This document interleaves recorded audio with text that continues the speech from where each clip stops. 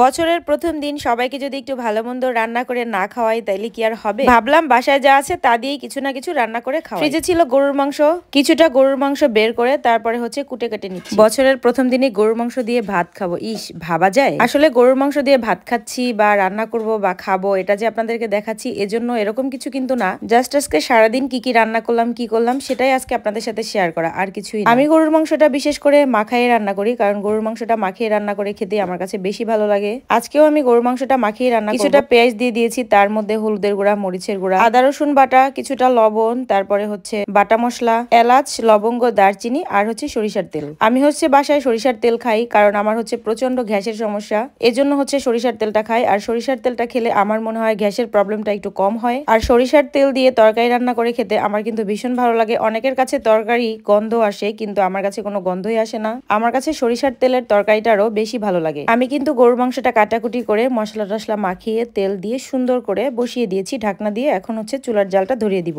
আর কিছুক্ষণ পর পর একটু নেড়ে নেড়ে দেখবো। আমি কিন্তু একটা ভাড়া বাসায় ভাড়া থাকি, আর আমি যখন এই বাসাটায় ভাড়া আসছি, পাকের ঘরের এই পিছনের দেয়ালটা এটা এরকম ময়লাই ছিল। এটা আমি অনেকবার পরিষ্কার করার চেষ্টা করছি, কিন্তু এটা পরিষ্কারই হয় না। বাসার সবকিছুই টাইলস দিয়ে করা থাকলেও পিছনের ওই দেওয়ালটা টাইলস করে নাই, যার কারণে ওই দেওয়ালটা অনেক আগে থেকেই নোংরা হয়েছিল। আমি বাসায় আসার পরে তাও কিছুটা পরিষ্কার হয়েছে, যেহেতু আমরা ভাড়া বাসায় থাকি। যদি আমার নিচের বাড়ি হতো আমি অতটুকু টাইলস করে একটু সুন্দর করে নিতাম। যেহেতু আমরা অনলাইন জগতে আছি, ভিডিও করি, আমাদের একটু সৌন্দর্যের প্রয়োজন আছে। আমি আজকে আর একটা সবজিও রান্না করব।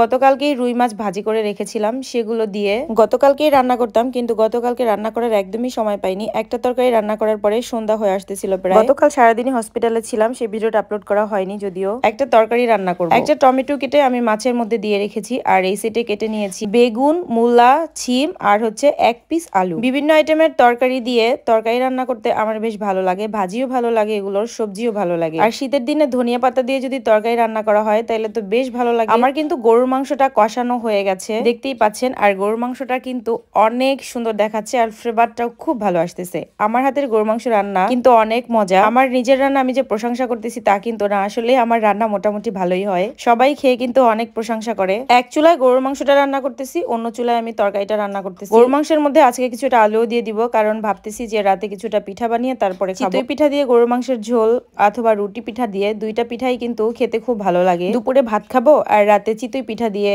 অথবা মানে রুটি পিঠা দিয়ে ভাবছি গরুর মাংসের ঝোল দিয়ে খাবো। এর জন্য কিছুটা আলুও দিয়ে দিয়েছি। পিঠাটা এখনই বানিয়ে নিতাম, কিন্তু এখন হাতে সময় নাই, কারণ আজকে বছরের প্রথম দিন, আজকে একটু ঘুরতে বের হবো। আমার বোন বলতেছে ওনাকে কখনো চিড়াখানা যায়নি, চিড়াখানা কখনো দেখেই নেই, এই জন্য ওরে নিয়ে চিড়াখানা ঘুরতে যাবো। ভাবলাম বছরের প্রথম দিন বাইরে বের হওয়া হবে, ঘোরা হবে, ভালোও লাগবে। জীবনে আর কি আছে বলেন, ঘোরাফেরা, খাওয়া দাওয়া আর আল্লাহর নাম নেওয়া, আর তো কিছু নেই। ও আর একটা আছে, সেটা হচ্ছে টাকা ইনকাম করা, কারণ টাকা যদি ইনকাম না করি তাহলে তো আর ঘুরতেও পারবো না, ভালো খেতেও পারবো না। মোটামুটি একটু ভালো থাকার জন্য আর একটু ভালো খাওয়ার জন্য কিন্তু টাকা পয়সা ইনকাম করতেই হবে। তো আজকের ভিডিওটা এ পর্যন্তই। সবাই ভালো থাকবেন, টাটা, বাই বাই, আল্লাহ হাফেজ, আসসালামু আলাইকুম।